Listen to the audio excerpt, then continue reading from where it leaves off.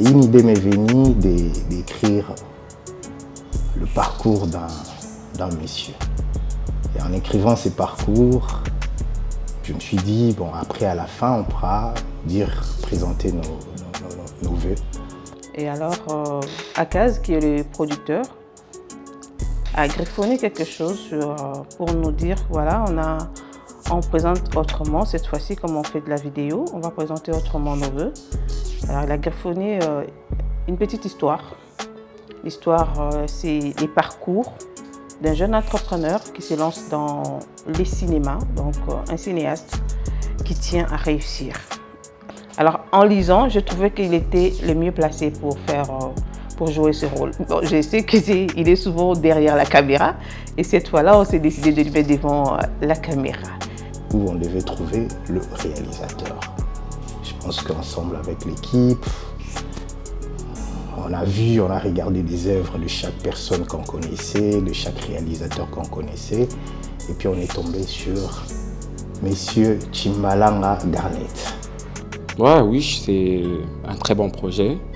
Déjà, c'était pas facile quand un producteur-réalisateur fait appel à vous, donc on suppose qu'il y a une certaine considération.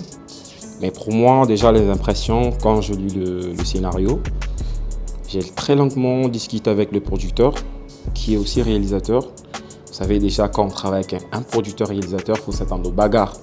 Donc, bagarres de scène. Ce qui est un peu trop difficile dans ce métier, c'est quoi? C'est que quand tu travailles avec un réalisateur, producteur, scénariste, qui écrit une idée, que toi, tu dois arriver à ressortir exactement ce qui est dans sa tête, c'est pas si facile.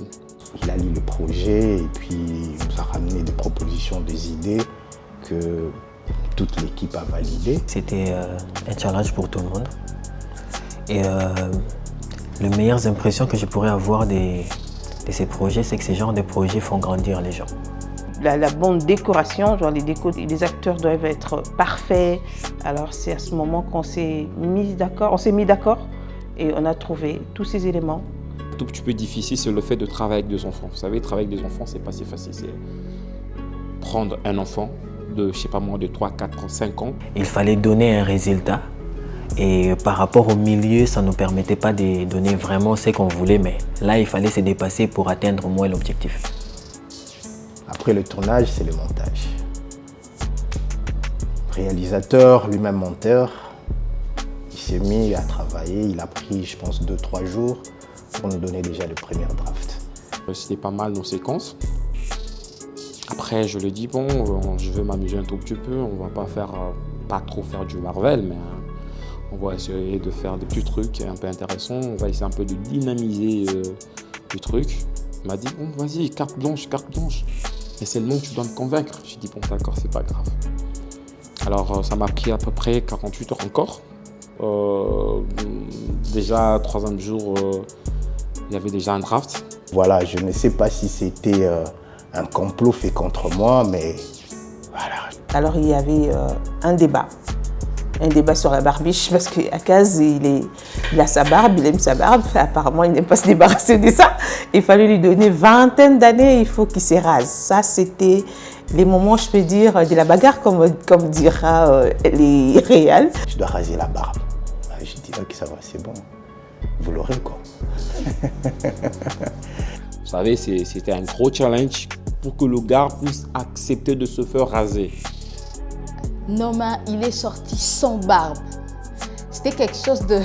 On ne s'attendait pas à ça. Je ne l'ai jamais vu sans barbe. Je dis non, bon voilà, tu peux aussi à un moment donné faire telle prise pour que la barbe ne se voit pas. Il voulait déjà essayer de me convaincre avec de différentes prises. Donc tu vois, si tu me faisais un contre-plongée dorsal, j'ai dit, mon frère, arrête d'inventer, ça ne peut pas aller. Il faut que tu te rases. Mais bon, au final, je me suis décidé, bon voilà, j'ai rasé la barbe.